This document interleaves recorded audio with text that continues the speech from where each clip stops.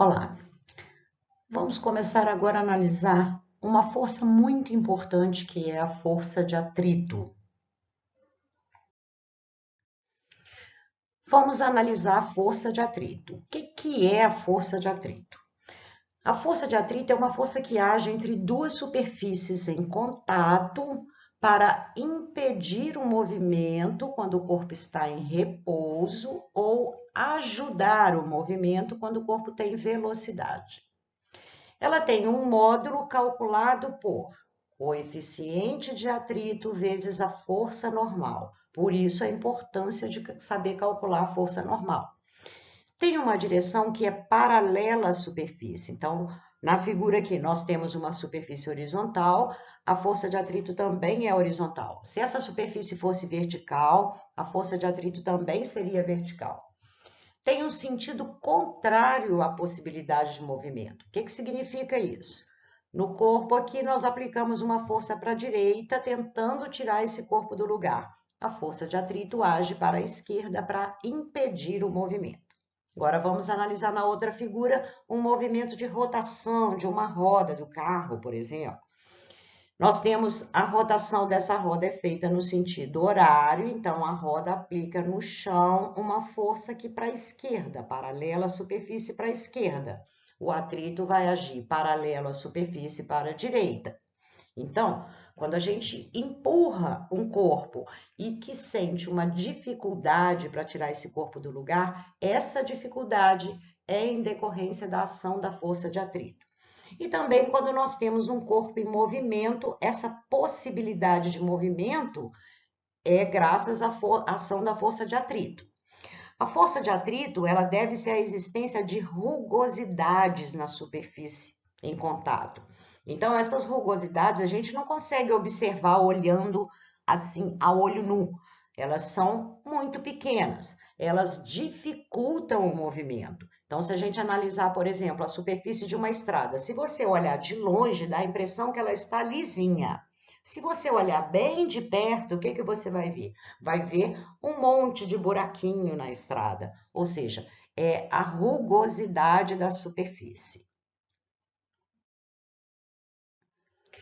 A força de atrito depende de dois fatores. Primeiro, do tipo de material. Segundo, da força normal. Tipo de material. O tipo de material vai determinar o coeficiente de atrito que ele oferece, ou seja, quanto ele é capaz de segurar o corpo para impedir o movimento. Esse coeficiente de atrito, ele pode ser dinâmico ou estático. Ele é estático quando ele tem um valor que possa impedir o movimento. Ele é dinâmico quando ele tem um valor que possa auxiliar o movimento. Então, esse coeficiente de atrito depende da rugosidade do material. Quanto mais rugoso ele for, maior será o coeficiente de atrito. E quanto mais liso, menor será o coeficiente de atrito. Ele possui um valor diferente para cada material. A força normal. Nós já estudamos anteriormente que a força normal é a reação normal à superfície quando o corpo é apertado, quando você faz uma compressão sobre a superfície. Então, ela reage com uma força normal. Essa força normal depende do peso do objeto. Quanto maior for a força normal, maior será a força de atrito, que depende do valor dessa força. Nós vimos anteriormente que a força de atrito é o produto do coeficiente de atrito pela força normal. Existem dois tipos de força de atrito. A força de atrito estático, quando o corpo está em repouso, e a força de atrito dinâmico, quando o corpo tem velocidade. A força de atrito estático. Vamos analisar aqui na figura. Suponha que você tenha esse bloco apoiado sobre uma superfície horizontal. Essa superfície tem rugosidade, como a gente pode ver aqui no detalhe.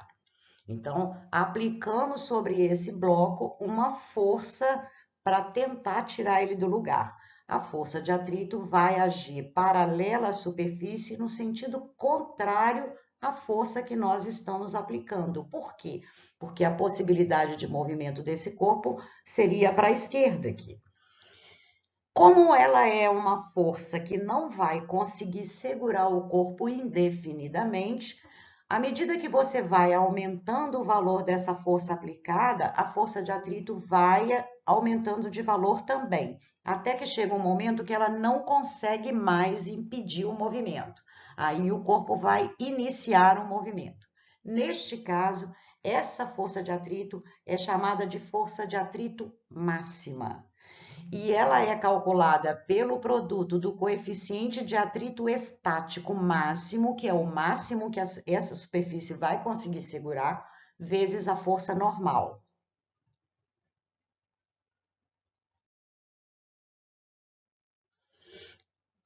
A força de atrito dinâmico. Aí já é para o corpo que tem uma velocidade. Quando o corpo inicia o movimento, aquela força de atrito estático máxima deixa de existir e passa a existir a força de atrito dinâmico. Essa força age para ajudar o movimento. Vamos analisar na figura aqui, ó. Uma pessoa correndo, ela empurra o chão para trás, o atrito empurra o pé da pessoa para frente. Então, aqui ela está ajudando o movimento. Se não existisse essa força de atrito, o que que aconteceria? Esse pé ia escorregar para trás aqui e a pessoa ia cair. Ela é calculada pelo produto da força normal pelo coeficiente de atrito dinâmico. Então, nós temos dois coeficientes de atrito.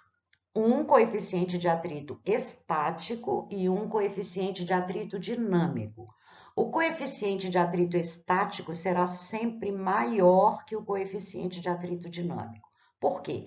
Esse aqui é para impedir o movimento e o coeficiente de atrito dinâmico é para auxiliar o movimento. O coeficiente de atrito não tem unidade de medida, ele é um coeficiente, ele é uma grandeza adimensional.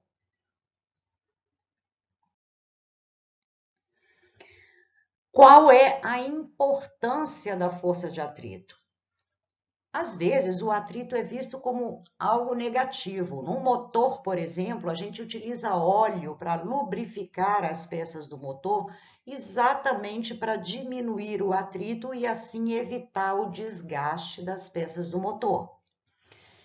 Mas, em alguns casos, ele é essencial. Por exemplo, para o movimento, ele é essencial. Se não fosse o atrito, a gente não conseguiria andar, os carros não sairiam do lugar, as rodas iriam girar e o carro não ia sair do lugar porque não ia existir o atrito para auxiliar esse movimento. Então, ele é visto como algo negativo quando ele provoca desgaste em peça de máquina, em sola de sapato, no gasto de combustível. Mas ele é essencial para andar, para colocar um automóvel em movimento. Então, vamos analisar a figura aqui, que nós vamos olhar o movimento de uma pessoa. Então, como nós já vimos lá atrás, a pessoa faz uma força sobre o chão para trás e o atrito age empurrando o pé da pessoa para frente. É a força do chão sobre o pé da pessoa. Pela terceira lei de Newton, nós sabemos que isso aqui constitui um par de ação e reação. A força da pessoa sobre o chão, a força do chão sobre a pessoa. E repare aqui, ó, a pessoa está andando neste sentido e o atrito aqui está no mesmo sentido do movimento da pessoa. Por quê? Porque ele age no sentido da possibilidade de movimento da superfície que está em contato. E a possibilidade de movimento aqui é escorregar o pé para trás. Por isso que ela age no sentido contrário a esse escorregamento aqui, ó. Agora vamos analisar a importância da força de atrito no movimento de um carro. Quando você tem um carro parado, não existe força de atrito. Por quê? Não existe nenhuma possibilidade de movimento. Agora vamos analisar quando esse carro começa a se movimentar. Você vai ligar o motor do carro, o motor vai provocar uma rotação nas rodas. Aí, o que vai acontecer? Essas rodas vão girar no sentido horário. Se não tiver atrito entre a roda e o chão, o que vai acontecer? Essas rodas vão girar, a força de atrito vai agir no sentido contrário à possibilidade de movimento do carro, então ela vai girar, girar, girar e o carro não vai sair do lugar. Igual quando você entra numa estrada assim cheia de lama. Então, a roda gira, mas o carro não sai do lugar. Por quê? Porque não existe uma força de atrito para impulsionar esse carro para frente. Você não está empurrando o carro como se você empurra um caixote. Você está provocando uma rotação nessas rodas.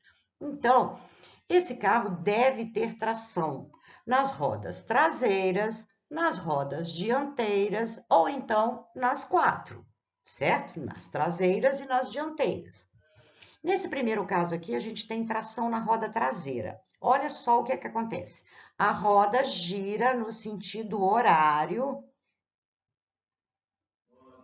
provocando uma força no chão para trás, aqui, ó, empurrando o chão para trás.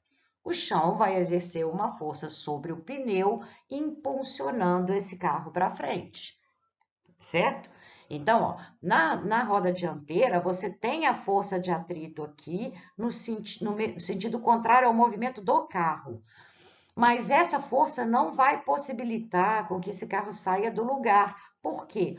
Porque ela vai agir no mesmo sentido de escorregamento da roda. Então, para que ele saia do lugar, você tem que ter essa força de atrito aqui entre a roda e o chão, que é chamada de tração, que vai impulsionar o carro para frente. Quando o carro tem tração na roda dianteira, a roda traseira é a mesma coisa do exemplo anterior, ó, a mesma coisa. Aqui não existe tração na roda traseira, então o que acontece? Ela vai girar, o atrito está agindo no sentido contrário ao movimento do carro, então não vai fazer a menor diferença para essa roda aqui.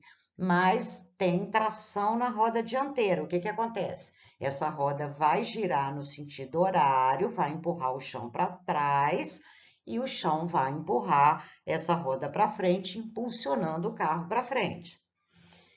E no último exemplo aqui, nós temos tração nas quatro rodas, tanto nas rodas dianteiras quanto nas rodas traseiras.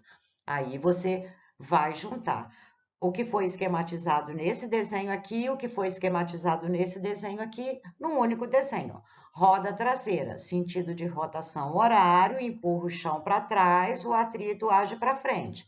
Sentido de rotação horário, empurra o chão para trás, o atrito age para frente. Espero que vocês tenham entendido, principalmente essa parte aqui, ó, porque isso aqui costuma ser muito cobrado em algumas questões teóricas e pouca gente entende como que age o atrito nas rodas de um carro. Nas próximas aulas, nós vamos estudar a aplicação da segunda lei de Newton usando todas as forças que nós já aprendemos até agora. Muito obrigada.